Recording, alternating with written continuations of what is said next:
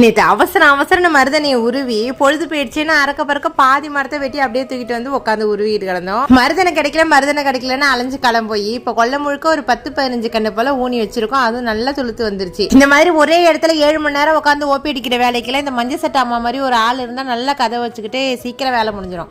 அது போல் ஒரு அரை மணி நேரத்துக்குள்ளேயே என்னோட இந்த மருதனை வேலை முடிஞ்சிருச்சு. அதை அப்படியே இந்த அம்மாட்டையே கொடுத்து அரைச்சி கொடுங்கம்மா அப்படின்ட்டு அந்த கிராம்பு புளியெல்லாம் வச்சு அவங்க தான் பட்டு போல அரைப்பாங்க. அப்படி சொல்லி தான் நாங்கள் உசிப்பேத்தி வச்சிருக்கோம். போசை பாருங்க, போசை ஒரு குண்ட அளவுக்கு அரைச்சி கொடுத்துட்டு நான் வீட்டுக்கு போகும்போது தரம் பாப்பா அப்படின்னுட்டேன். என் மகள் தான் அத்தைக்காரவங்களுக்கு பங்கு பிரித்து கொடுத்தாங்க. ஒரு கவரில் அள்ளி போட்டு எல்லாத்தையும் கொடுத்தாச்சு.